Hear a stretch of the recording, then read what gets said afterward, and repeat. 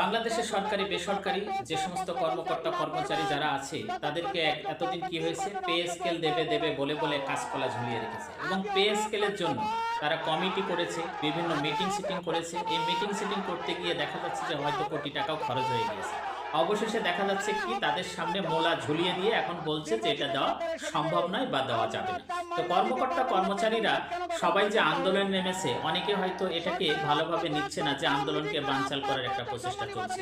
তো যখন শিক্ষকরা, কর্মকর্তা কর্মচারী অর্থাৎ বাংলাদেশের সাধারণ নাগরিক যখন আন্দোলনে যায়, তখন সেটা ভিন্ন খাতে চলে যায়, তাদের অধিকারের কোনো মূল্য থাকে না। আজকে দেখুন এই যে স্লোগানটা আসছে যে যদি পে স্কেল বাস্তবায়ন না হয় তাহলে কোনো ভোটও হবে না, এটা কিন্তু একেবারে যৌক্তিক কথা। আমি বাংলাদেশের একজন সাধারণ নাগরিক হিসেবে এই আন্দোলনকে সমর্থন করি। বাংলাদেশে যারা এই পে স্কেলের দাবিদার আছে সকলকে বলবো গর্জে তোল। এই সুযোগে যদি না হয় তাহলে ভবিষ্যতে এই পে স্কেল কখনো আলোর মুখ দেখবে না। কারণ এত কিছু করেও এই পর্যায়ে এসে যদি বলে যে পে স্কেল আর বাস্তবায়ন সম্ভব নয়, তো এর চেয়ে দুঃখ, এর চেয়ে অপ্রত্যাশিত কথা আর কিছুই হতে পারে না। তো পে স্কেল হলো সময়ের দাবি। বর্তমান প্রেক্ষাপটে দ্রব্যমূল্যের যে পরিমাণ ঊর্ধ্বগতি, দ্রব্যমূল্যের যে পরিমাণ দাম, আমাদের মতো সাধারণ যে কর্মচারী কর্মকর্তা যারা অল্প কিছু বেতন নিয়ে আমাদের জীবন চলে, তাদেরকে এই পে স্কেল ছাড়া স্বাভাবিকভাবে জীবনযাপন করা খুবই কষ্টকর। তো যাই হোক, যারা উপরে আছে, সচিবালয়ে আছে, এরা কিন্তু এই দুঃখ বুঝবে না, কারণ এদের কোনো কষ্টই নেই।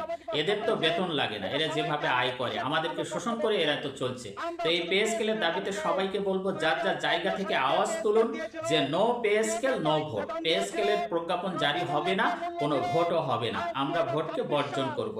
এই আওয়াজ সবাই নিজ নিজ প্রোফাইল থেকে আপনারা আওয়াজ তুলুন, কারণ বর্তমান সময়ে অনলাইনের প্রতিরোধটা কিন্তু সবচেয়ে বড় প্রতিরোধ। অনলাইনে প্রতিবাদ জানালে অবশ্যই কর্মকর্তাদের টনক নড়বে এবং তারা আমাদের দাবিকে মূল্যায়ন করবে এবং সময়ের দাবি হিসেবে অতি সত্বর পে স্কেলের প্রজ্ঞাপন জারি করবে। এটা আমাদের প্রত্যাশা। দেখুন আমাদের যারা পে স্কেল প্রত্যাশী যারা আছে তারা কি বলছে, কথাগুলো একটু মন দিয়ে শুনুন। এটা কিন্তু আমাদের সবার অধিকার।